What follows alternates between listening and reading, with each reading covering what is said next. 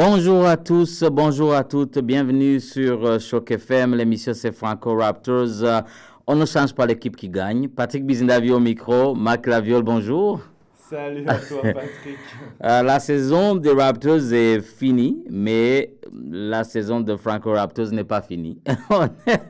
On est à l'épisode 26, on parle toujours des Raptors. Aujourd'hui, ce sera une émission bilan. C'est une émission bilan de la saison. On a eu le temps de parler aux joueurs, d'écouter le coach, d'écouter Masai, et puis on a aussi notre version des faits parce qu'on a été là toute la saison. Donc aujourd'hui, on va revenir sur la saison des Raptors, un peu comme donc l'examen de fin d'année à l'école. On va être les enseignants pour donner des notes aux joueurs, au coach et puis à la direction de l'équipe. Donc aujourd'hui, ce sera ça. Et puis on est en plein playoff. Bien sûr, les amateurs de basketball qui suivent ce qui se fait à NBA, ce sont de bons matchs, mais on est toujours Franco Raptors, donc on va parler de Raptors. On va trouver moyen de parler de Raptors.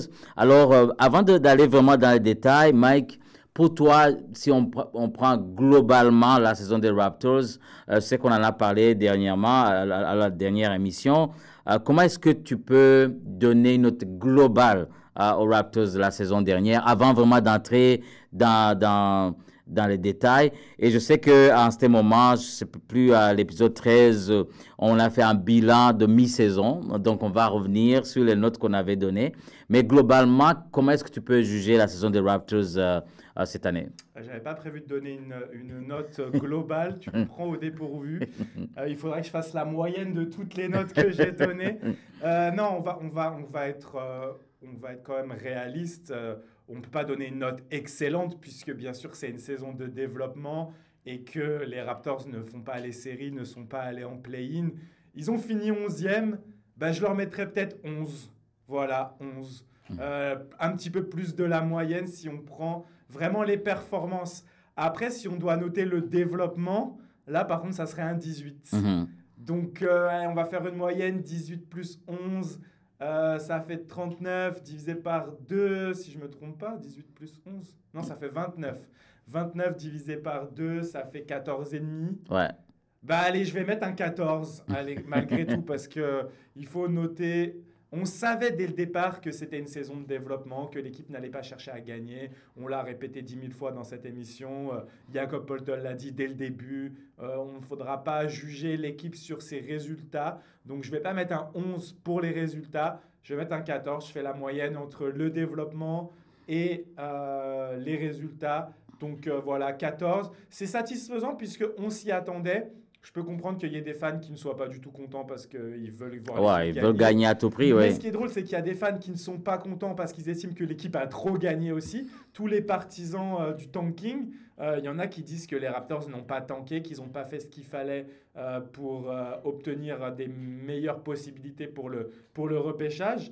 On en a déjà parlé dans les épisodes précédents. Je pense qu'ils ont fait ce qu'il fallait. C'est juste qu'il y avait des équipes qui étaient bien moins fortes et que les Raptors étaient dans également le développement. Donc forcément, ils ont mieux développé que d'autres. Et voilà, donc 14 pour moi. Oui, je pense que tu as raison. Et puis, on ne peut pas plaire tout le monde. Il y a des gens qui étaient contents, qui n'étaient pas contents que l'équipe gagne, les autres qui n'étaient pas contents que l'équipe perde. C'est vraiment difficile, mais aussi il faut faire confiance à la direction parce qu'ils savent ce qu'ils font. Je pense. Et là, ça me mène à ramener justement au prochain point, parce qu'il y a quelques émissions, on avait fait un petit bilan de mi-saison. Là, on va en revenir pour d'abord voir ce qu'on avait donné comme point à cette époque, et puis qu'est-ce qu'on leur donne à la fin de la saison. Là, tu en as un peu parlé. Alors, on avait fait le petit bilan, la direction, à la mi-saison, tu avais donné 15 sur 20. Et puis, tu avais dit que la direction, il y a une bonne direction, la direction de l'équipe a été prise, le développement est là, mais il faut attendre le prochain test, le 6 février, pour confirmer les bons résultats. Donc, tu avais donné un 15, et là, à la fin de la saison, tu donnes un 18. Est-ce qu'il y a une raison qui t'a poussé à donner beaucoup plus que tu avais donné donc à la mi-saison. Ben oui, le test du 6 février a été réussi, tout simplement, puisque les Raptors ont transféré Bruce Brown et Kelly Olynyk pour récupérer un joueur qui a un potentiel All-Star, Brandon Ingram. Donc pour moi, c'est réussi. Pour moi, la direction a réussi sa saison. Déjà d'une, ils ont fait l'une des meilleures drafts de l'histoire des Raptors. Ils ont récupéré 5 joueurs au total, dont un qui est non drafté, mais 5 joueurs qui ont le potentiel d'apporter à l'équipe à l'avenir. Donc comment ne pas féliciter Masai, Bobby pour leur travail? Et puis, ils nous ont fait ce plaisir d'accélérer la reconstruction. Désolé, moi, j'ai pas envie de voir les Raptors reconstruire sur 4-5 ans, à essayer de perdre chaque année pour avoir des tours de draft, comme d'autres équipes ont fait, et ça leur a réussi plus ou moins. Les Sixers, on voit où ils en sont maintenant, ça leur a pas forcément plus réussi que ça. Moi, je préfère la manière de penser de Masai Ujiri. Il a eu l'opportunité de récupérer un joueur qui va faire passer un step à l'équipe l'année prochaine. On a vu qu'ils ont bien développé. Malgré tout, ils ont encore 2 tours de repêchage au prochain, avec des très très bons joueurs dans le top 10. Donc pour moi, c'est réussi, c'est 18/20. La saison de notre direction, elle est réussie. Il y a pas, je ne vois pas comment on peut critiquer n'importe quel des choix qui ont été faits, on ne peut pas les critiquer. Parce qu'en plus, ce qu'il faut dire, c'est que Brandon Ingram, c'est le résultat du transfert de Pascal Siakam. Au début, il était critiqué. Oh, on récupère que Bruce Brown, des pics et tout. Et on se rend compte qu'au final, on a échangé Pascal Siakam contre Brandon Ingram, Ochai Agbaji, et je ne sais plus qui c'est qu'on a repêché. Je crois que c'est Mobo, Ouais. avec le tour des Pacers. Donc, voilà, je ne mets pas 20/20 parce que on n'est jamais parfait, mais pour moi, c'est excellent, c'est 18/20. Bon, je suis tout à fait d'accord avec toi. Moi, je leur avais donné 14, donc à mi-saison. J'avais dit qu'ils ont fait un recrutement solide avec des jeunes talents, ce qui est toujours le cas. Ils avaient fait un bon choix de coach, comme Darko, c'est le coach qu'il fallait. Il a encore une fois prouvé. Moi, je trouve qu'avec, comme tu le dis, avec Brandon Ingram, là, c'est un autre niveau. Et puis, ils ont tout fait tout en gardant une flexibilité financière. Donc, avec des joueurs qui étaient en fin de contrat. Et le fait de transférer Davion Mitchell pour donner la place à Jamal Shead, moi, je trouve que c'était ingénieux parce que Davion Mitchell était en fin de contrat et puis il voulait développer le jeune. Donc, toute cette combinaison-là font que vraiment la direction, pour le moment, je peux leur donner 18 comme toi parce que c'était vraiment excellent. Et puis, en écoutant Masai donner les raisons de leur choix à la fin de la saison, je me suis dit que on est vraiment chanceux d'avoir la direction qu'on a parce qu'ils savent, d'abord, ils savent ce qu'ils font. 2, ils ont une autre perspective qu'on n'a pas parce qu'ils doivent dealer avec plusieurs choses. Mais Brandon Ingram avec Scottie Barnes et l'équipe qu'on a, en tout cas, j'ai hâte vraiment que la saison commence. Et puis, je suis un peu jaloux quand je regarde les playoffs, les matchs des playoffs. Je dis, les Raptors auraient pu gagner ce match. Donc, je suis vraiment anxieux de voir ce qui s'amène. Donc, ce qui me ramène à Darko, le coach et son staff. À la mi-saison, tu avais donné un 15/20. Et là, il a eu sa promotion. Tu lui donnes 18. Est-ce que tu peux expliquer pourquoi ce choix? Bien sûr.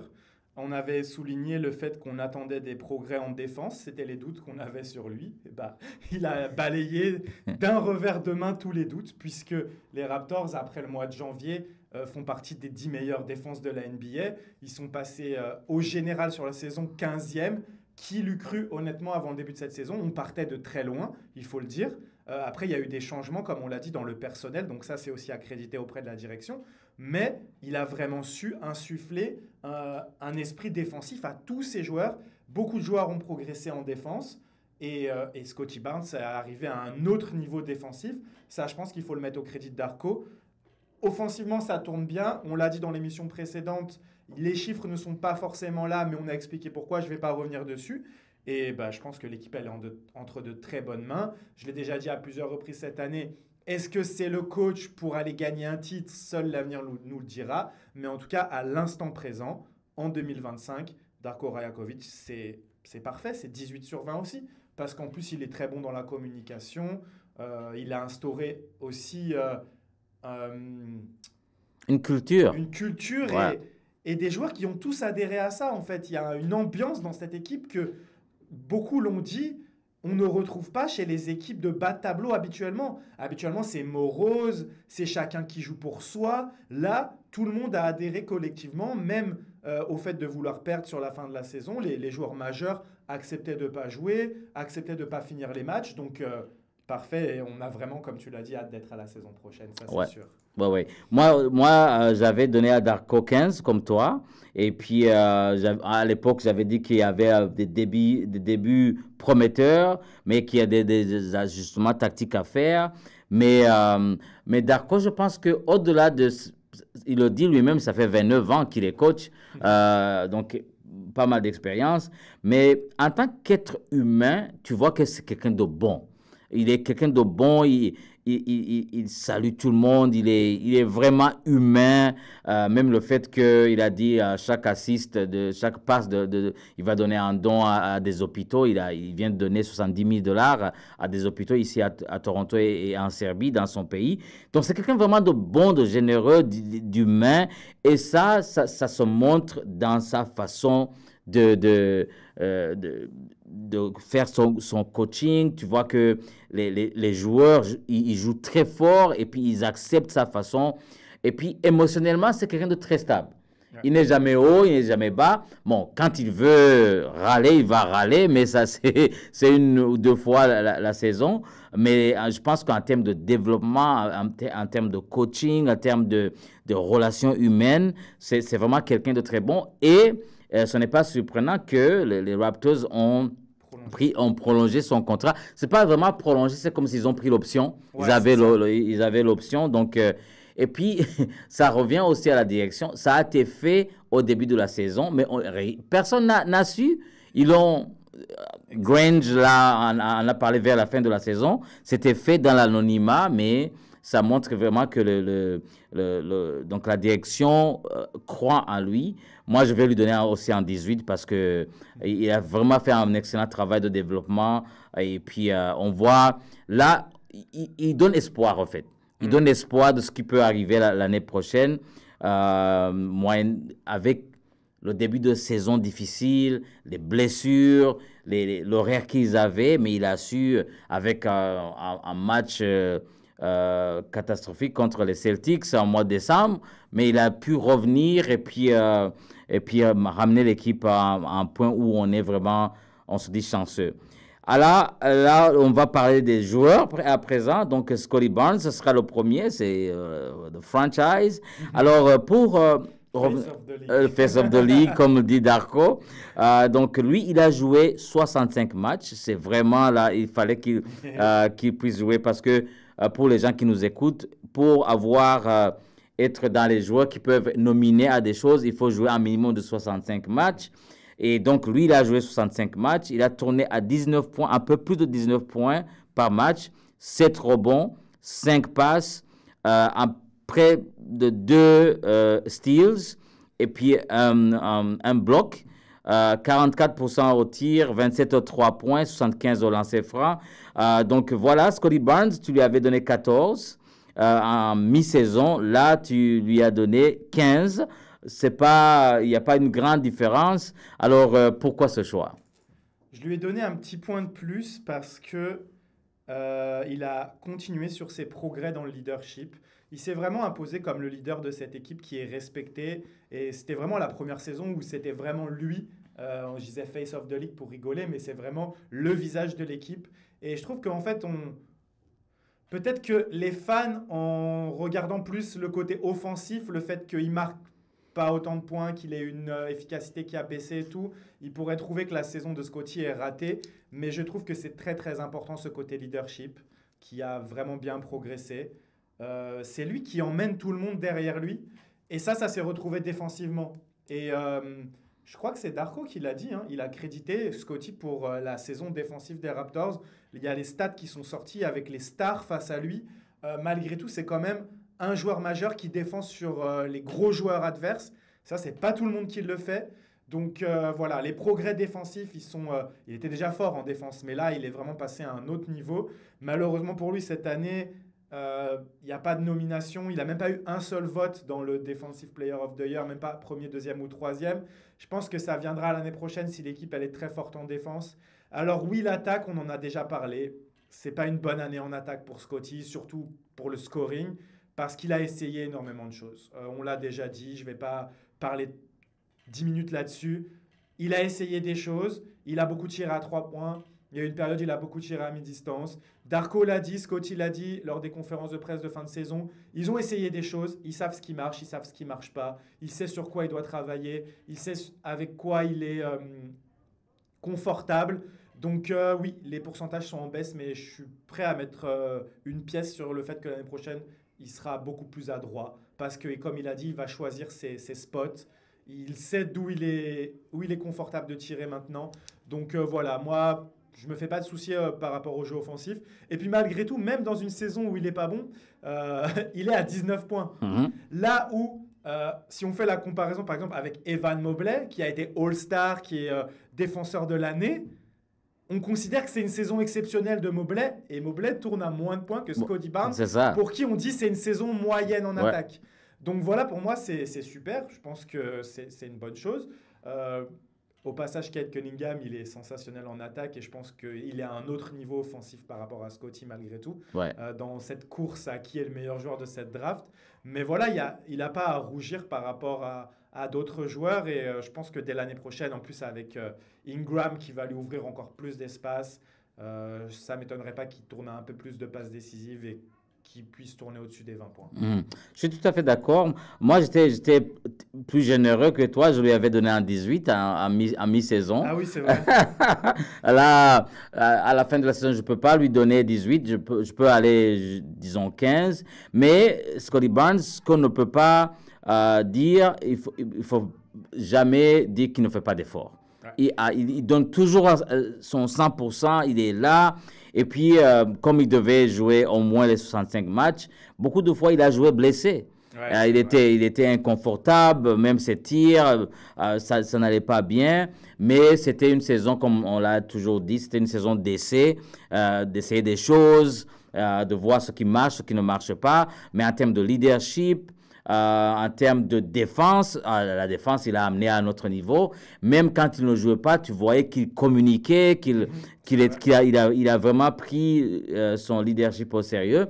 Et c'est quelqu'un que chaque fois qu'en mi-saison, il va mettre le travail qu'il faut pour revenir donc, meilleur que la saison précédente. Et il n'a que 23 ans. Donc, on a vraiment un bel avenir avec Scotty. Et puis aussi, quand tu parles de Cade et d'autres joueurs de sa génération, lui, c'est un joueur un peu différent. C'est un joueur plutôt complet. Il est leader dans plusieurs catégories de statistiques, beaucoup plus que les autres. Si j'avais à refaire le draft, je n'hésite pas à prendre Scotty Barnes par rapport donc aux gens qui étaient devant lui ou derrière lui. Donc, un bon leader, et puis on va voir ce que ça va donner la saison prochaine. Là, on va passer à Emmanuel Quickley. Lui, ça a été un peu différent. Il n'a joué que 33 matchs cette saison. Mais quand même, dans les matchs qu'il a joués, il a tourné à 17 points et 5 passes, presque 6 passes. 37% au tir à 3 points, des blessures, et puis il a été longtemps absent. Donc, tu lui avais donné... tu n'avais pas noté. Non, on l'avait pas assez. On n'avait pas assez de données pour pouvoir le noter, parce qu'il était trop absent. Mais à la fin de la saison, tu lui donnes un 12. Qu'est-ce qui justifie le 12? Je vais revoir parce que tu as donné les stats, elles sont quand même bonnes et on doit l'évaluer sur les matchs qu'il a joués et pas sur la globalité. Je vais le passer à 14 quand même parce qu'il y a des bonnes choses. Il y a des progrès en défense déjà, ça faut le souligner. Comme tout le monde, j'ai envie de dire, mais vraiment lui, c'était l'une des interrogations parce qu'offensivement, on ne se pose pas trop de questions. On sait que c'est un joueur qui va être adroit à 3 points. Il a montré plutôt des capacités à gérer l'attaque, à être bon dans les passes et tout ça. Il l'a plutôt démontré. C'est un peu en baisse par rapport à ce qu'il avait montré sur la saison dernière, mais avec les blessures, c'est compliqué. On l'avait dit aussi lors de l'émission précédente. Difficile de trouver du rythme quand tu joues un match sur deux. Donc, je vais lui mettre un 14 quand même pour les progrès en défense et pour un peu l'optimisme qu'on peut avoir sur la saison prochaine. Ouais. Non, c'est vraiment très difficile. Moi, je lui donne aussi un 14. Donc, le potentiel est là, mais il faut qu'il joue. Il faut qu'il soit présent. Je pense que il apporte un jeu solide. Et puis, vers la fin, moi, si je peux le juger sur cette saison, c'est juste le juger vers la fin de la saison où il a montré ce qu'il pouvait faire. Mais après, à cause de la situation, il ne jouait pas tous les matchs non plus. Même s'il il n'était pas blessé, il disait, OK, on va le mettre au repos. C'est vraiment très difficile de le juger cette saison. Mais la combinaison Quickly, RJ, Scotty, Brandon Ingram et Yak, ça va être vraiment intéressant. Et ce que j'aime dans les joueurs qu'on a, essentiellement Quickly, c'est qu'ils ne sont pas, quel est le mot, je pense en anglais, selfish. Donc, tu es ouvert, il va te donner la passe. C'est un jeu collectif. C'est un jeu collectif. Et puis, le système de Darko convient mieux donc, au jeu de Emmanuel Quickly. Là, on va passer au Torontois, RJ Barrett. Donc, en termes de RJ Barrett, il a joué 58 matchs. Il a tourné à 20. Vas-y, continue. Il a tourné à 21 points. Donc, je pense que c'est la meilleure stade de sa carrière. 6 rebonds, 5 assists en 58 matchs. Excusez. 46% au tir, 35 aux 3 points. Et puis, les lancers francs, c'était... lui-même, il le dit, c'est catastrophique. C'est 63% au lancer. Et tu lui avais donné 15. Et là, tu lui donnes 16. Avant d'aller à la pause, on va parler de RJ. Pour toi, qu'est-ce que tu retires de cette saison? Et puis, pourquoi en 16 et non pas 15? Alors, pour RJ, en fait, je lui mets 16 et pas 15, un point de plus. Je dirais que c'est par rapport au progrès en défense. Il en a parlé, c'était l'un de ses focus sur la deuxième partie de saison. Donc, les progrès en défense. Après, il a progressé offensivement, je dirais surtout sur le playmaking. Parce que c'est vrai que dans les chiffres, l'efficacité est un peu en baisse.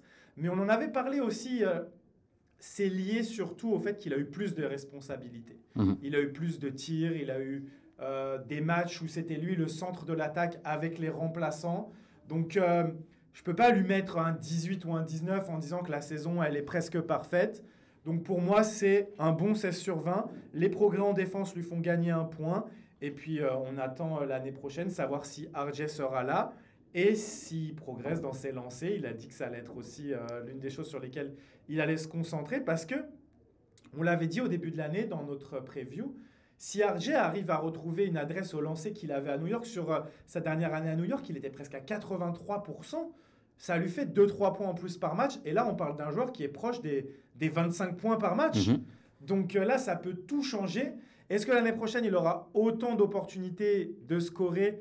C'est peut-être moins évident parce qu'il y aura Ingram, parce qu'il y aura certainement plus Quickly aussi. On espère qu'il ne va pas se blesser autant. Mais c'est une très très bonne saison pour RJ Barrett. 16 sur 20 pour moi, c'est mérité. Oui, et puis c'était une saison particulière parce qu'il a été amené à faire des choses qu'il ne faisait pas. Il a été meneur de jeu. Et puis lui aussi, il a dit que c'était des situations où il était un peu inconfortable parce que ce n'est pas son poste naturel, mais que ça fait partie du développement, justement. Il a été meneur de jeu. Et puis, c'est beaucoup amélioré en playmaking. Pour moi, la chose à améliorer, on l'a dit, c'est les lancers francs, mais aussi les matchs à l'extérieur.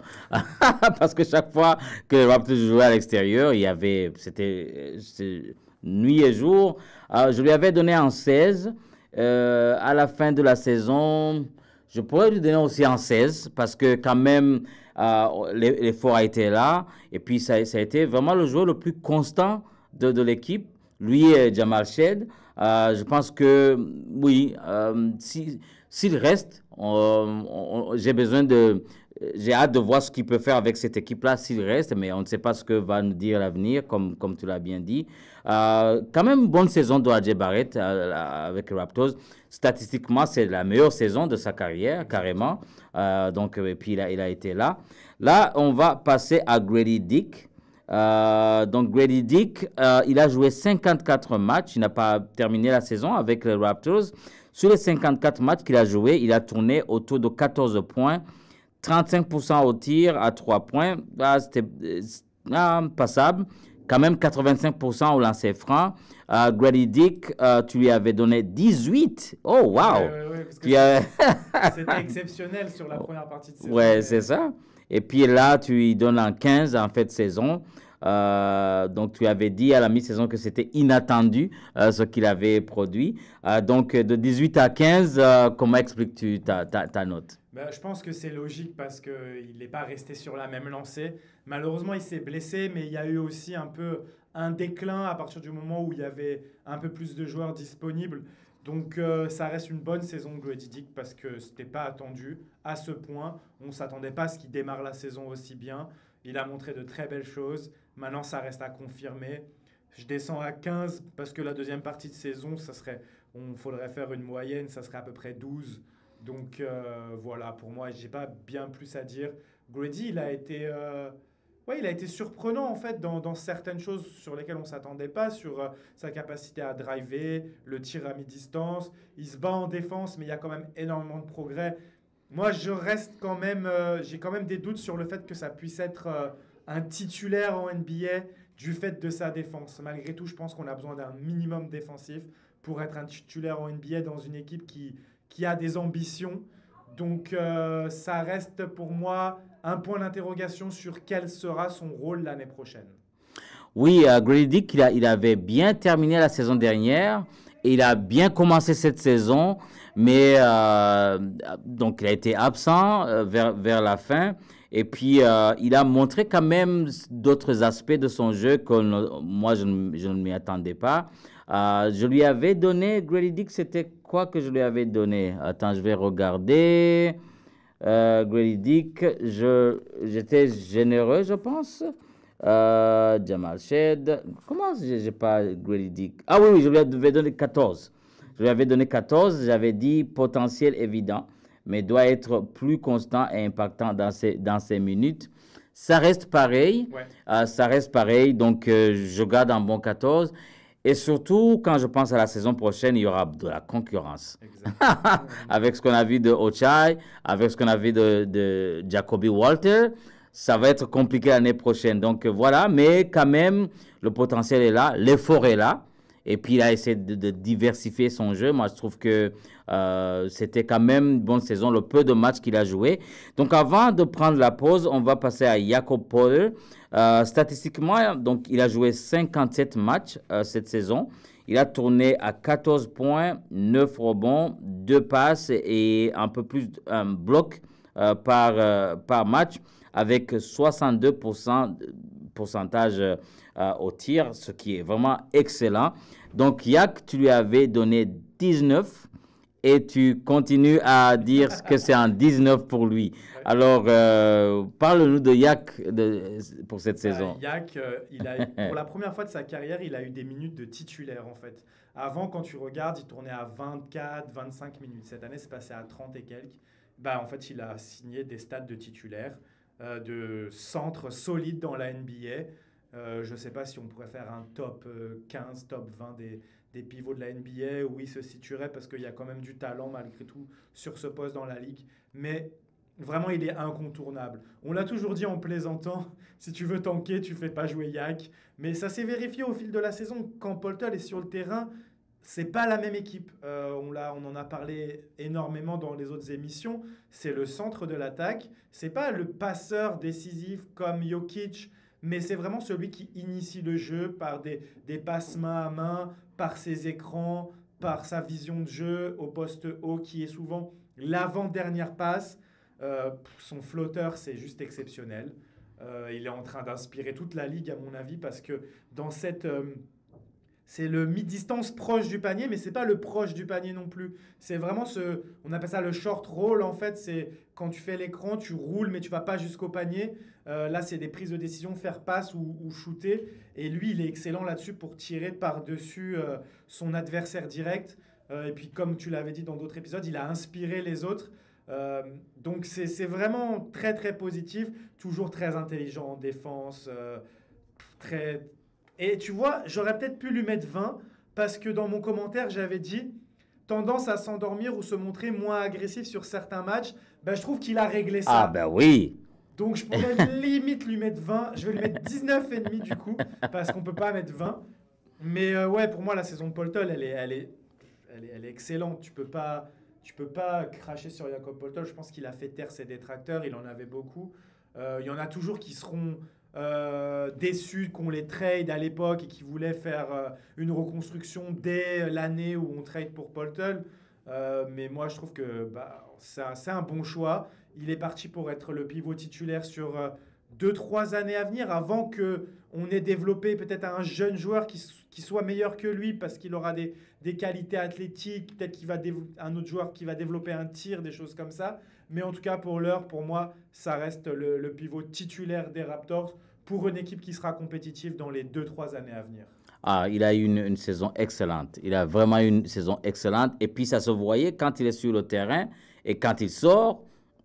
Donc, il y a une grosse différence. Je pense que... Et puis, il joue bien dans le système d'Arco. Comme tu l'as dit, c'est quelqu'un de vraiment intelligent qui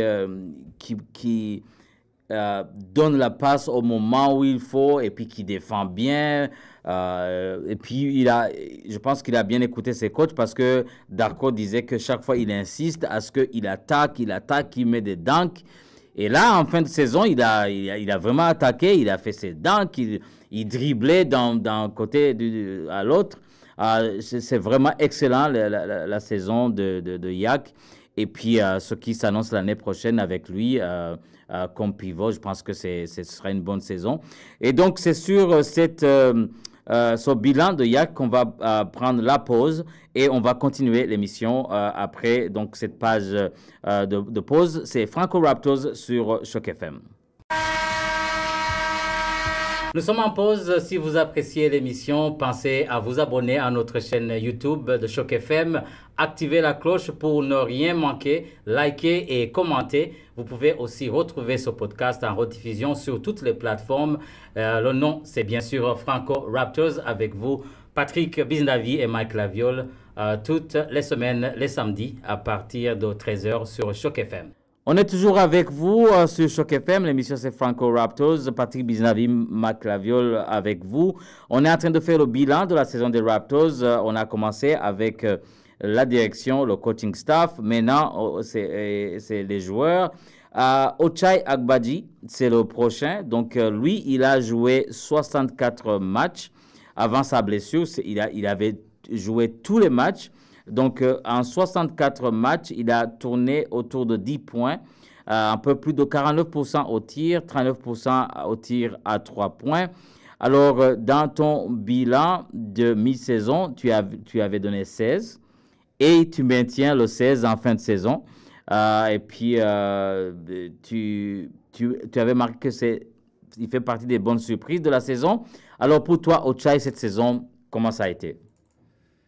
Il a confirmé sur la deuxième partie. Il s'est blessé malheureusement, mais en fait, même quand il est revenu, il a conservé le même niveau. Ouais. C'est-à-dire toujours aussi bon défensivement, même si, comme je le disais à la mi-saison, on peut peut-être encore en attendre plus de lui. Je pense qu'il peut être encore plus agressif. Je pense qu'il peut être même encore plus décisif défensivement. Et offensivement, oui, ça va au-delà des espérances. C'était la problématique avec lui en début d'année. On se disait... Est-ce que Ochai Agbaji peut être assez productif en attaque pour être sur le terrain parce qu'on sait que défensivement, il va nous apporter? C'était la même problématique avec Davion Mitchell, ça a été la même problématique avec Jamal Shead. Et au final, c'est des joueurs qui ont répondu présent à ce niveau-là. Jamal Shead, on va en parler après. Davion Mitchell, on ne va pas revenir dessus parce qu'il a été transféré. Mais Ochai Agbaji, l'adresse à 3 points qu'il a trouvée, je n'ai pas envie de dire retrouvée parce qu'il ne l'avait jamais affiché, cette adresse à 3 points en NBA. Donc, vraiment, félicitations à lui. Et puis, on va voir ce que ça va donner à l'intersaison. Comme tu l'as dit, il y a énormément de joueurs sur son poste. J'ai lu dernièrement que les Mavericks pourraient être intéressés par son profil, puisque Harrison dit « Defense wins championships ». Il va peut-être recruter un défenseur comme Ochai. On verra qui est-ce qu'on pourrait avoir en échange si ce genre d'échange apparaît. Non, là, je plaisante un petit peu parce qu'on ne peut pas vraiment savoir ça. Mais en tout cas, Ochai Agbaji, pour moi, la saison est très, très, très positive et presque inattendue parce que je pensais que ça allait être compliqué pour lui avec les joueurs qu'il y avait sur son poste. Mais au final, il a bien réussi à se tailler une place dans cette équipe. Et j'ai hâte de voir encore l'année prochaine quel rôle il va pouvoir jouer avec cette équipe. Moi, je trouve que aussi, quelque chose qui est visible chez Ochai Agbaji, c'est ses qualités athlétiques. Il est vraiment athlétique et puis ses muscles, c'est quelque chose de très bien. Moi, je trouve que Ochai, c'est encore une fois, il a démontré la vision de Masai. Il sait trouver les bons joueurs qu'il faut parce qu'il faut dire que Agbaji a été repêché par Cleveland et puis il a été envoyé au Utah Jazz dans la trade de Mitchell, de Donovan Mitchell. Mais que ce soit à Cleveland, que ce soit à Utah Jazz, c'était comme s'il passait sous le radar, même s'il a eu quand même une bonne saison au collège. Et il était très bon, mais il était sous le radar et c'est quand il est arrivé aux Raptors qu'on a commencé à voir ce qu'il est, ce qu'il peut devenir. Je pense que c'était vraiment un joueur constant. Il a été dans les titulaires, il a été comme remplaçant, mais plus tard, il a été blessé. Mais quand même, pour moi, il avait confirmé ce que j'avais dit, que ce sera la surprise de la saison. Malheureusement, il s'est blessé, mais quand même, je trouve qu'il a une place à NBA. Aux Raptors, ça va dépendre de beaucoup de choses, mais quand même une très, très bonne saison. Je suis tout à fait d'accord avec toi pour Ochai. Là, on va passer à Chris Boucher. Chris Boucher, une saison un peu mouvementée pour lui. Il n'a joué que 23 matchs. Ah ouais, je ne savais pas qu'il en avait si peu joué. Il a joué 23 matchs. Il a tourné à 10 points par match, 4 rebonds, 45% au tir, 26% aux 3 points. Mais pour Chris Boucher, ça va au-delà des statistiques. Ça va vraiment au-delà des statistiques, son apport. Donc, en mi-saison, tu lui avais donné 15. En fin de saison, oh, wow, 19. Non, c'est un 5. C'est un 5, OK. All right. Je dis 19, là, c'était vraiment... OK, tu lui as donné un 15, donc la même note qu'en mi-saison. Alors, pour toi, Chris Boucher, qu'est-ce que ça a représenté cette saison? Je laisse 15 pour ne pas dire non noté, en fait, parce que malheureusement, je ne m'étais même pas rendu compte que c'était si peu de matchs. Mais tu vois, en si peu de matchs, il a quand même marqué les esprits. Parce qu'on a quand même dit que c'était l'une des meilleures saisons de Chris Boucher. Ouais. C'est ça qui est fou. En 22 matchs, c'est ça, c'est 22 23. Hein 23 matchs, ouais. C'est l'une des meilleures saisons de Chris Boucher. C'est totalement ahurissant de dire ça, en fait. Mais parce qu'on a vraiment senti que cette année, il avait trouvé son rôle, il avait trouvé sa place. Quand il jouait, on n'a pas retrouvé ses erreurs, ses errements. C'était vraiment un Chris Boucher qui apportait dès qu'il était sur le terrain, au point où même on s'est dit, dans l'équipe, dans le coaching staff, on sait ce que Chris apporte et on ne va pas trop le faire jouer parce qu'avec Chris, on pourrait gagner des matchs qu'éventuellement on devrait perdre. Donc, c'est super frustrant malgré tout, cette saison de Chris Boucher, parce que on avait envie de le voir, en fait. C'était peut-être la dernière fois qu'on allait le voir avec les Raptors. C'est le dernier joueur de l'effectif qui était encore là l'année du titre, même s'il n'avait pas beaucoup joué. C'est quand même un symbole de ces années-là. Et ouais, c'est frustrant et je ne peux pas lui mettre moins de 15, en fait, parce qu'il a fait son travail. Il a été professionnel. Il n'a pas râlé. On ne l'a pas entendu dans les médias à se plaindre parce qu'il a été interrogé en fin de saison. Nous, on n'a pas réussi à l'avoir, mais en tout cas, les anglophones qui sont allés le voir dans le vestiaire, il est resté pro, il n'a pas critiqué, il était là tout le temps, il a joué son rôle de vétéran. Donc, je lui donne 15, mais c'est vraiment... Je ne pensais pas qu'il avait joué que 23 matchs, c'est assez dingue. Ouais, c'est très peu, mais le peu de matchs qu'il a joué, c'était instantané. Dès qu'il entrait, le match changeait complètement. Donc, on en a parlé longuement pour Chris Boucher. Je ne veux pas ajouter ce que tu as dit parce que je suis d'accord avec toi. Là, on va passer à Jonathan Mogbo. Lui, il a fait la navette entre les 905 et les Raptors. Donc, avec les Raptors, il a joué seulement 25 matchs. Il a tourné à 5 points, 4 rebonds, 47% au tir, 36% au tir à 3 points. Donc, Mogbo, tu lui avais donné 11 en mi-saison. Là, il est à 13 Donc, on va demander une augmentation de salaire parce que de 11 à 13. Alors, pour toi, quel bilan fais-tu de Jonathan Mogbo? Ben, j'ai augmenté la note par rapport à la mi-saison parce qu'à la mi-saison, on avait des interrogations. Où il avait du mal à trouver sa place en attaque. L'apport défensif était indéniable, ça c'était sûr. Il y avait Kelly Olynyk qui lui prenait des minutes aussi. Il a été associé parfois à Kelly Olynyk, mais ça a vraiment été un développement pour lui parce qu'on sait que les Raptors essayent de le développer en tant qu'ailier, mais on voit quand même qu'il est beaucoup plus à l'aise quand il joue en small ball 5, Mhm. le poste de centre de petite taille.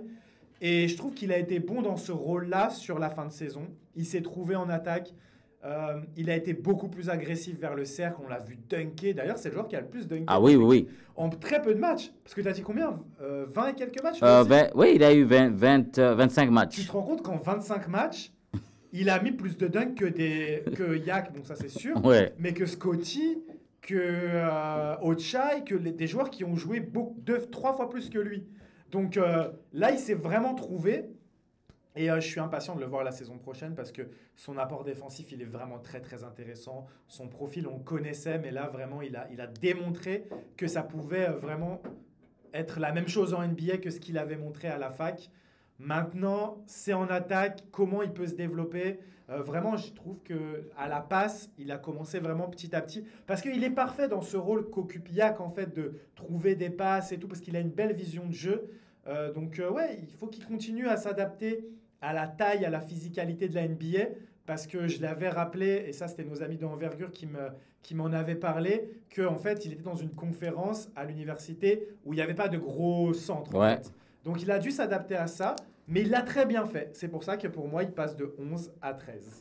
Oui, et puis c'est un joueur qui peut jouer à plusieurs postes. Il a joué longtemps au poste de centre parce que Kelly Olynyk n'était plus là. Donc, et puis en fin de saison, notre ami Uli Chomche n'était pas là pour jouer au centre. Donc, il a occupé un poste que normalement, c'était pas son poste naturel, mais il peut jouer 3, 4, 5 sans problème. Et puis sa défense, c'était... Il y a plein d'énergie. Et en fin de saison, quand il a eu le temps de jeu, justement, il a démontré ce qu'il pouvait faire. Donc là, on va passer à Jamal Shead. Jamal Shead, c'est quelqu'un qui m'a impressionné dès le début. Dès le training camp, on voyait l'effort. Et puis, il est devenu le chouchou du public, justement à cause de l'effort. Là, il a joué 75 matchs. C'est le joueur qui a joué le plus de matchs aux Raptors. 75 matchs, dont 11 comme titulaire. Alors, dans les 75 matchs, il a tourné à un peu plus de 7 points par match, 4 passes, un rebond et 0,8 steals, 40% au tir, 32% aux 3 points, 76% au lancer franc. Donc, c'était vraiment parmi les recrues sérieuses. Alors, Jamal Shead, tu avais donné 13, il finit à 15. Qu'est-ce que tu gardes de cette saison pour Jamal Shead? Bah, c'est pareil, c'est une belle progression. J'avais déjà donné 13, donc c'était une bonne note quand même, malgré tout. Là, je passe à 15 parce que vraiment, lui, c'est comme Mobo. Il a montré vraiment de belles choses sur la fin de saison. Le développement du tir à 3 points qui est là. Des dunks inattendus. Des qualités athlétiques. La défense, j'avais noté, je me rappelle à la mi-saison, qu'il y avait eu quand même une baisse par rapport au début d'année, mais on l'avait expliqué par le fait qu'il faisait beaucoup de fautes, qu'il avait dû s'adapter. Je trouve qu'il s'est très très bien adapté sur la dernière partie de saison. Vraiment une peste sur l'attaquant. Il rentre parfaitement dans ce que Darko veut faire, la pression de balle sur le meneur adverse, sur le joueur qui possède la balle. Et puis quand même, il y a des flashs parfois de Kyle Lowry sur la défense au post-up. Kyle Lowry et Fred VanVleet qui, on le sait, sont des joueurs de petite taille, mais sur qui il est difficile d'aller post-up, même quand tu as des avantages de taille. J'ai repensé ça la dernière fois quand j'ai vu Jimmy Butler contre Houston qui voulait post-up VanVleet et qui s'est rappelé que c'était pas si facile que ça. Et c'est ça qui est fou parce que ce sont pas des joueurs grands, mais ils sont très physiques au niveau du haut du corps. Laurie aussi au niveau du bas du corps, mais on va pas revenir là-dessus. Mais ouais, c'est ça. Jamal Shead, des fois, Ouais, c'est devenu le chouchou du public. Et puis il y a ces petites grimaces lors de l'hymne national à chaque fois Ah oui, qui sont attendues. Non, il est fantastique. L'épisode avec notre collègue de CTC, CTV News. ouais, ouais, ouais. Il a fait un épisode dans la voiture, là, Là où il karaoké, pool chantait, karaoké, ouais. avec, j'ai perdu son prénom, mademoiselle, Madame Dunn. Euh, Lindsay. Lindsay, avec Lindsay Dunn, c'était sensationnel. Non, une super personnalité, il est apprécié de tout le vestiaire, il est apprécié des fans, il a progressé, il a envoyé Davion Mitchell à Miami quasiment. Donc impatient parce que pour l'instant c'est ouvert pour lui, c'est vraiment le deuxième meneur de l'équipe et il n'y a pas de concurrence. Ouais. Même si on a eu Jared Rodon d'ailleurs dans les nouvelles, j'en profite là. Jared Rodon blessé 4 à 6 mois. Ça, 4 à c'est 6 une mois. très très mauvaise Ouais. nouvelle pour lui. On va pas en parler maintenant, peut-être on en reparlera dans un autre épisode. Mais voilà, on va voir le repêchage. Qui est-ce qui va être pris? A priori, il n'y a pas beaucoup de meneurs purs dans le top 10. C'est vraiment des combo guards, plus des postes 2 si les Raptors repêchent à ce niveau-là. Donc la voie est grande ouverte pour Jamal Shead en fait pour continuer et s'imposer comme le numéro 2. Et s'il continue à progresser, pourquoi pas comme le numéro 1? On pourrait imaginer, s'il continue à progresser, pourquoi pas trade Quickly qui a vraiment un gros salaire. Jamal Mhm. Shead, c'est pas cher à côté. Ouais, S'il commence à ouais. produire, je dis pas que c'est ce qui va arriver, je dis pas que c'est ce que je souhaite, mais en tout cas, s'il progresse plus que l'on l'imagine, ce qu'il a déjà fait cette année, sky is the limit, comme Ouais, ils disent ouais, ouais, en ouais, anglais. ouais. Et puis, il n'y a pas eu vraiment de gros écart entre lui et Davion Mitchell. Quand Mitchell est Non, parti, c'est comme si la vie continuait, il quoi. lui avait déjà pris sa place en Ouais, plus, hein. Devion ne jouait pas quand Shed était disponible. ouais, c'est ça, c'est ça. Et puis, c'est quelqu'un qui, tu ne vas jamais questionner son effort parce qu'il joue à 100%. Et puis, je trouve que l'amélioration la plus visible, c'était les pertes de balles. Oui, Au début de saison, chaque fois qu'il avait la balle, on disait, ah, qu'est-ce qui va se passer? Mais maintenant, à cause justement de l'expérience, il a gardé le ballon, il a commencé à mettre des tirs, il a commencé à dunker. Donc, c'est une excellente saison pour lui. Et puis, comme tu l'as dit, sa personnalité, donc il est jovial, il est bien, il est naturel. Moi, je trouve et puis, il vient d'un programme quand même solide à Houston, à l'université. Donc, c'est excellent. Donc, on va passer à Jacoby Walter. Lui, c'était difficile de le juger en mi-saison parce qu'il venait à peine de revenir de sa blessure. Il n'a pas été au camp d'entraînement. Il n'a pas débuté la saison avec les Raptors. Là, tu lui as donné 11 et il finit avec un 14. C'est une note que je comprends très bien, mais est-ce que tu peux expliquer les raisons de ton 14? à moi, Jacoby Walter, c'est devenu mon chouchou. Bah, tu vois, comme on l'avait dit lors de l'épisode dernier, je m'attendais pas du tout. Je pensais qu'il allait galérer physiquement. Et en fait, non. En fait, il s'est bien adapté. Tu le dis très souvent, on a l'impression que c'est pas un joueur de première année. C'est un joueur qui a vraiment un très bon QI basket, qui défend très bien et qui offensivement a montré de très belles choses. Il y a un tir à 3 points, il y a de la création pour lui-même, il y a de la provocation de fautes. Ça, on m'en avait parlé déjà qu'il était très fort pour provoquer des fautes. Et en fait, il est fort pour provoquer des fautes, mais sans aller au cercle. C'est ça qui est fort avec lui, c'est que c'est sur des feintes de tir à mi-distance, du footwork, du travail avec les appuis. Et j'aime beaucoup ce joueur. Et moi, je pense que vraiment la saison prochaine, il a une carte à jouer. Et je serais Grady Dick, je ferai très très attention. Grady peut-être peut se tailler une place sur le poste 3. Mais pour moi, Jacoby Walter, c'est le 2 remplaçant sûr. Mhm. Mais selon qui on repêche, peut-être qu'il restera dans l'ombre de celui qu'on repêche. Mais je pense qu'il peut postuler à être titulaire sur le poste 2 à l'avenir. Ça, c'est. Parce que je ne sais pas si les Raptors voient RJ Barrett comme le poste 2 dans les 4-5 ans à venir. Je ne suis pas sûr parce qu'il va falloir le payer aussi. Mhm. Donc pour moi, Jacoby Walter a vraiment une carte à jouer. Bon, après, si on récupère un Trey Johnson au repêchage ou un Harper, ça va être compliqué parce que eux, c'est vraiment des joueurs de talent offensivement. Mais en tout cas, moi, Jacoby, j'ai vraiment aimé sa saison. Il y a encore une marge de progression qui est énorme parce que, comme tu l'as dit, il n'a pas joué tous les matchs. Il a été blessé pendant très longtemps. 2 fois, Et en ouais. plus, on va avoir un nouveau Jacoby Walter puisqu'il s'est coupé les cheveux. Maintenant, il a tout rasé. Donc, hâte. Mais en fait, on a vraiment hâte d'être à la saison prochaine parce qu'il y a tellement de choses. Le prochain Franco Raptors de la saison prochaine, là, le début de saison, là, on va vous faire des épisodes de folie. Ah ben c'est ça, oui. Non, le talent est là et puis comme je l'avais dit à maintes reprises, Massa et son équipe, ils savent vraiment trouver des bijoux cachés. Donc Jacoby Walters, c'était vraiment la sensation parmi les rookies. Sa défense, il n'a pas froid aux yeux et puis il a un potentiel énorme. 14 ou je peux même aller à 15 parce que le peu de temps qu'on l'a vu, il donne espoir à ce qu'on peut voir la saison prochaine. J'ai hâte vraiment de... Moi, la saison prochaine, oui, on aura une bonne équipe, un bon 5 de départ. Moi, ce que j'ai envie de voir, c'est le banc. Ouais. Le banc, l'année prochaine, ça sera de la folie. J'ai vraiment hâte. On va toujours parler de recrues.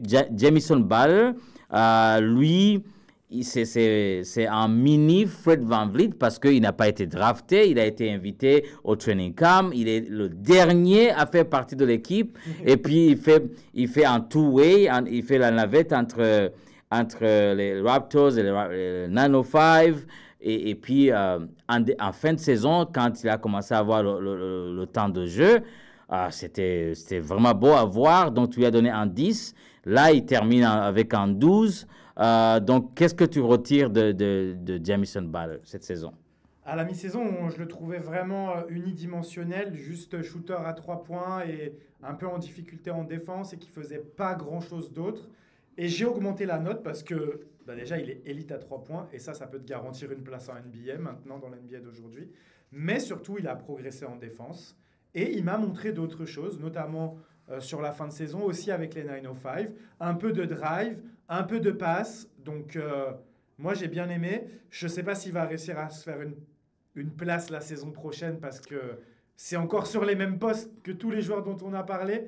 Mais après, c'est un shooter élite à 3 points. Il peut jouer 10 minutes et te mettre 2-3 tirs à 3 points et ça suffit en fait. Donc, c'est le genre de joueur que tu es en difficulté dans un match, ça ne rentre pas, l'équipe adverse elle est en zone, tu le fais jouer 3-4 minutes, il change la donne et il pousse l'équipe adverse à revenir en individuel. Après, tu le sors parce qu'en individuel, ça va être plus compliqué. Et puis bon, dans le système de Darko, c'est toujours important d'avoir des joueurs comme ça. Donc, satisfait et pareil, impatient de voir la suite, j'en dirai pas plus. Ouais. Oui, ce que tu dis, c'est bien vrai. Moi, dans la saison, j'aimais bien Jamison Butler après un temps mort. Parce que Darko, il est excellent dans les temps morts. Et puis, quand il fait un temps mort, tu sais que si Jamison Butler est sur le terrain, la balle va aller dans ses mains. Et puis, quand il est ouvert, il va mettre le tir.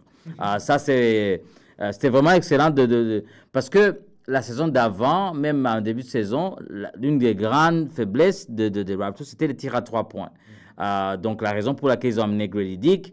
Mais Jamison Butler, c'est vraiment la surprise parce que quand il joue, c'est excellent. Moi, je le vois quand il est en train de s'échauffer avant les matchs, il ne rate rien du tout. Donc, c'est vraiment quelqu'un Moi, je vais être plus généreux que toi. Je lui donne un 13. Mais quand même, il a vraiment excellé. On va terminer par Garrett Temple. Je ne l'ai pas noté, moi. Tu ne l'avais pas noté en début de saison, même en fin de saison. Mais quand même, ça mérite d'en parler. Avoir un joueur comme Garrett Temple dans une équipe, ça a quand même sa place. Pour toi, qu'est-ce qu'il a apporté à l'équipe cette saison? Il a apporté son expérience et des leçons de vie dans la NBA à tous les joueurs, les jeunes joueurs. C'est très important d'avoir des joueurs comme ça qui sont là pour apprendre les rouages du métier aux jeunes joueurs. Il nous a montré qu'il avait encore des bons restes. Il a fait des bons passages. Hein. Et puis surtout, ce qui était important pour lui, c'était de montrer l'exemple. C'est dire aux jeunes, regardez, moi j'ai 37 ans, mais les efforts, quand je rentre sur le terrain, même si ça compte pas, je les fais. Et c'est comme ça que vous allez gagner votre place dans la NBA. Parce que vous n'allez pas avoir beaucoup de temps de jeu. Et dans le temps de jeu, le moment où vous êtes sur le terrain, il faut que vous soyez percutant, il faut que vous montriez que vous avez les capacités à jouer en NBA. Et lui, à 37 ans, c'est ce qu'il a démontré. Excellent dans ses interviews avec le Raptor Show.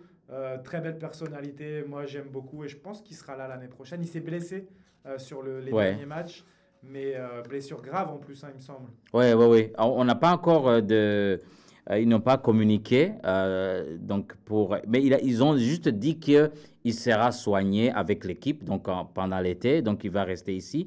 Mais je pense que oui, c'est vrai, sa présence. Et puis c'est quelqu'un qui est respecté et écouté. Et puis le peu de temps qu'il a joué, il a montré qu'il pouvait encore jouer. Et puis, des fois, on le mettait au poste 5. C'était vraiment pas son poste naturel. Mais un joueur comme lui, il y a de la place dans n'importe quelle équipe des gens comme lui qui ne jouent pas beaucoup, mais qui sont là comme l'extension du coaching staff. Et puis, quelqu'un qui parle d'expérience. Et puis, je trouve que c'était bien de l'avoir.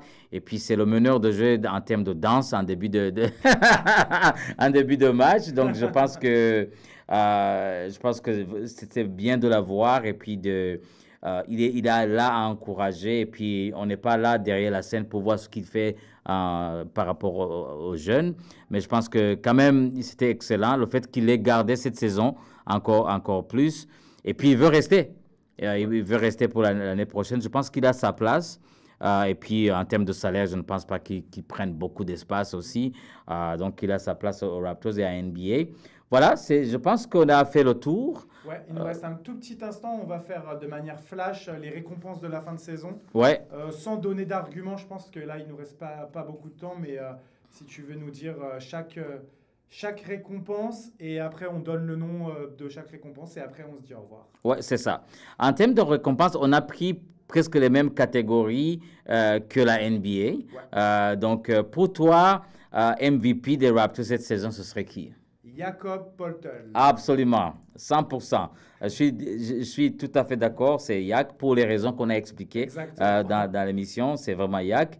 Le meilleur défenseur? Scottie Barnes. Rookie? Ça, c'est un débat. Ça, c'est vraiment un débat. Mais Jamal Shead, je pense. Ouais, moi, je donnerais ça aussi à Jamal Shead. Et puis, le joueur qui a beaucoup plus amélioré?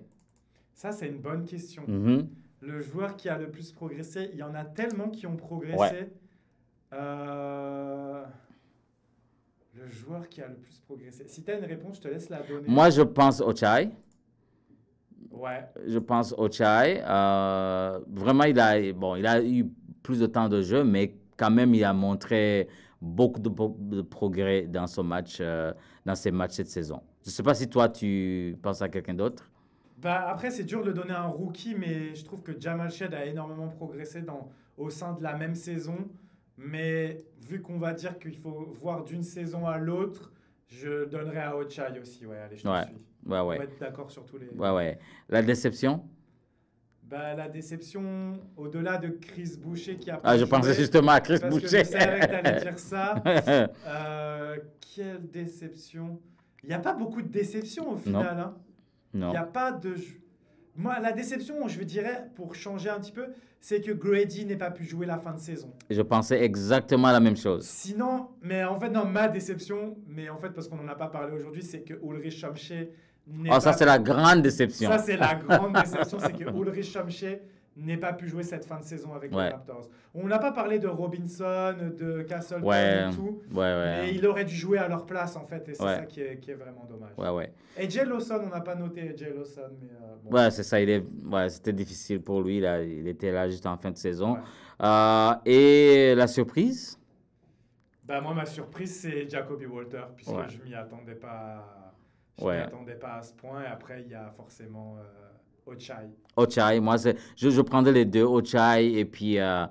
Ochai, on avait une idée parce qu'on l'a vu jouer l'année passée, mais Jacoby Walter, je pense que c'est la surprise parce qu'on ne l'a pas vu en début de saison, on ne savait pas à quoi s'attendre Et puis quand il est venu, là, tu fais, waouh, En vrai, moi, je l'avais vu pendant la Summer League et j'avais pas été convaincu du tout. Il avait vraiment pas marqué les esprits. Et au final, en plus, en étant blessé après, on s'est dit, oh, il va prendre du retard, ça va être compliqué pour lui. Donc, ouais, c'est une excellente surprise. Ouais. Mais globalement aussi, en parlant de l'équipe dans sa globalité, pour moi, la surprise, c'était la défense. Quand tu étais en train de dire ça, dans ma tête, je me suis dit, il va dire la défense. Tu vois. C'est ça. On est sur C'est la ça, même longueur ouais. d'onde. Et puis, dernier, le clutch player. Jacoby Walter. C'est le seul qui a mis un tir dans la gagne cette Oui, c'est ça. Ouais, je suis d'accord avec toi. Le clutch de la saison, Il n'y en a pas vraiment. Il n'y en a pas vraiment. Ouais, on espère.